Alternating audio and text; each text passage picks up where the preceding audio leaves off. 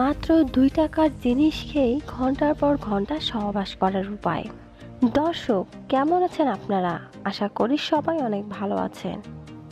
আজ আবারও নতুন আরেকটি ভিডিও নিয়ে আপনাদের সামনে হাজির হলাম আমি।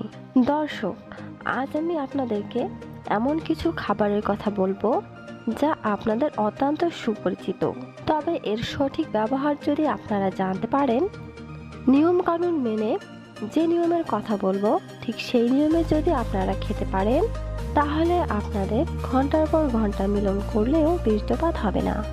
তো দর্শক, আমাদের আজকের টিপসে লাগবে দুইটি জিনিস। একটি হচ্ছে লবঙ্গ আর একটি হচ্ছে মধু। এই দুটি জিনিস আপনারা কখন খাবেন, কোন নিয়মে খাবেন এবং কিভাবে খাবেন সেটা দেখার জন্য দয়া করে ভিডিওটি কেটে কেটে না দেখে সম্পূর্ণ ভিডিওটি দেখুন। দর্শক, আপনি কি জানেন পুরুষেরা সহবাসে দীর্ঘ টাইম কী কী কারণে পায় না?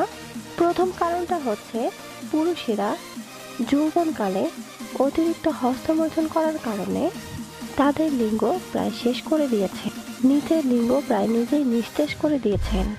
এখন লিঙ্গের আগা অনেক মোটা এবং গোড়া চিকন হয়ে গিয়েছে। মূলত এই কারণেই আপনি সহবাসের দীর্ঘ টাইম পান না।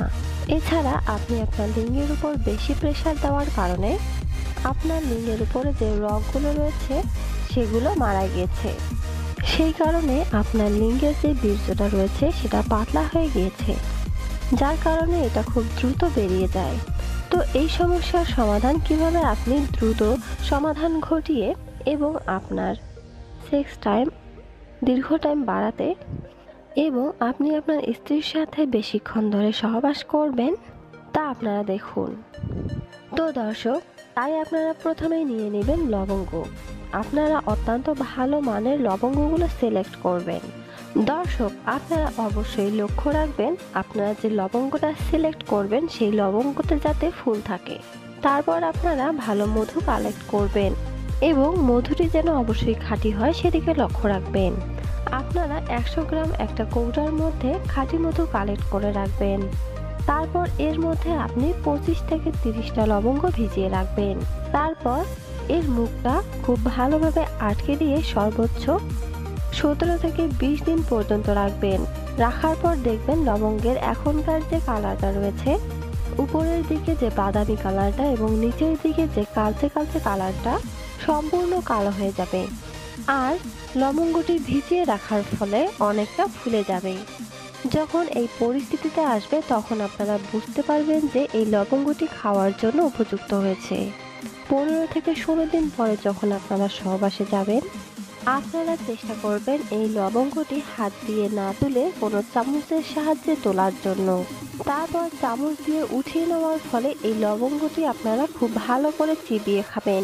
চাবানোর সময় দেখবেন এই লবঙ্গটি মধুর মিশ্রণের সাথে খুব ভালো একটি স্বাদে পরিণত হয়েছে। এটি চিবানোর সময় মুহূর্তের মধ্যে আপনার মুখের মধ্যে চলে আসবে সুন্দর একটি ফ্লেভার। এটা আপনারা না ফেলে দিয়ে খাবেন, এটা বেশি খারাপ লাগবে না খেতে। এটা একটু ঝাঁঝালো হলেও ভালো লাগবে।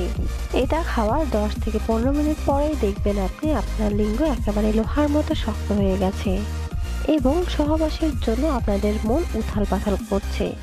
সেই সময় যদি আপনি সহবাসে যান, তাহলে দেখবেন সর্বোচ্চ 35 থেকে 40 মিনিট বা দীর্ঘ সময় পর্যন্ত আপনি সহবাস করতে পারবেন। এর ফলে আপনি ইচ্ছামতো ঘন্টার পর ঘন্টা সহবাস করতে পারবেন।